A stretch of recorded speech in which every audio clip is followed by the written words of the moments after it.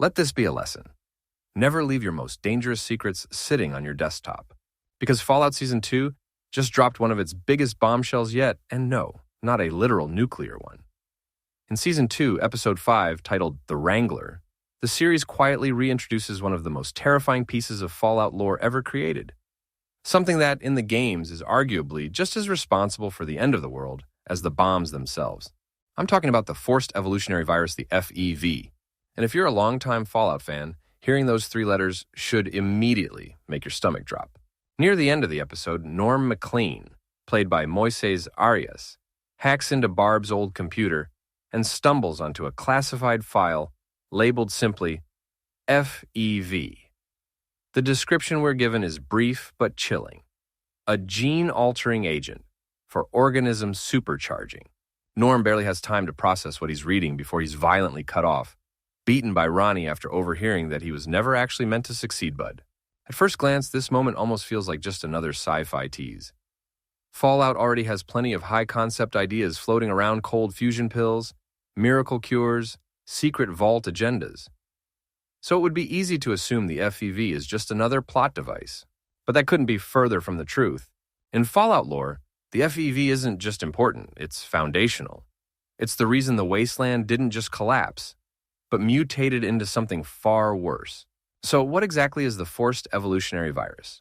Where did it come from? Who created it? And most importantly, what does its reintroduction mean for the future of the show? Let's break it all down. The Forced Evolutionary Virus, or FEV, was created before the Great War as a man-made virus designed to rewrite DNA at the most fundamental level. In most Fallout games, it's depicted as a glowing, toxic green substance stored in massive vats. And the ways it can infect someone are terrifyingly flexible: direct contact, injection, ingestion, and even aerosolized exposure. The virus doesn't just alter you, it rebuilds you. In theory, FEV was meant to improve humanity. Stronger bodies, faster reflexes, enhanced resistance to disease. A perfect evolutionary leap forward. But in practice, it became something else entirely. Weaponized. Because FEV is completely programmable. Whoever controls it can decide what kind of mutation occurs. And instead of creating a new generation of superhumans, it mostly produced grotesque, unstable mutants creatures, stripped of their humanity, both physically and mentally. This is how the Fallout Wasteland went from radioactive ruin to full-on nightmare. And it's important to clear something up right away. FEV does not create ghouls. Ghouls are the result of prolonged radiation exposure. However, Season 1 of Fallout may have already blurred that line.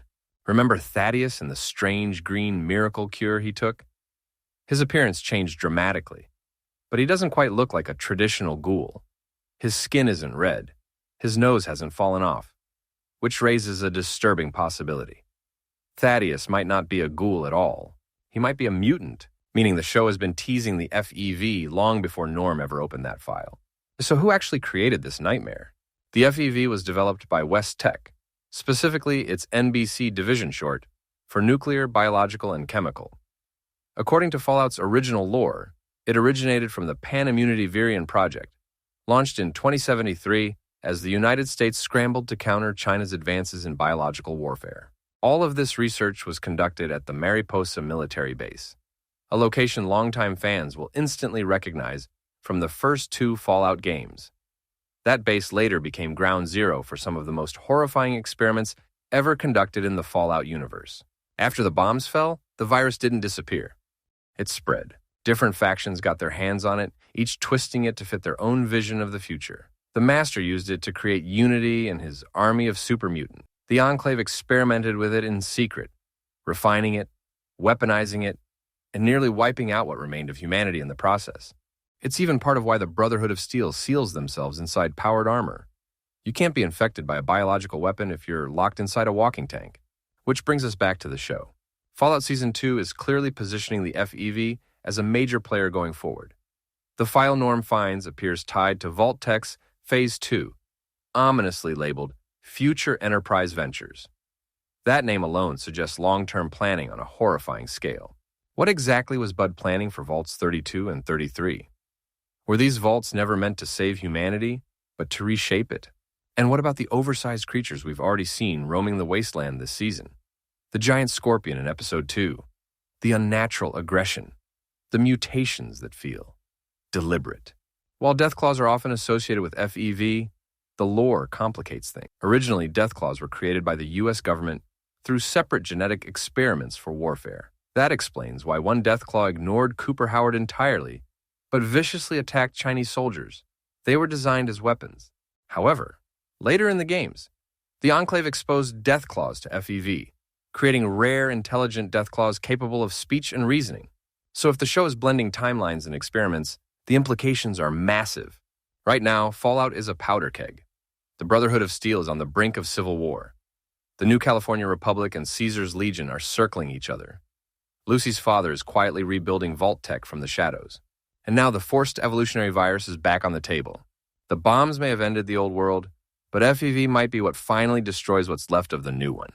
And if Fallout is following the games even loosely, things are about to get a whole lot worse. Thank you for watching.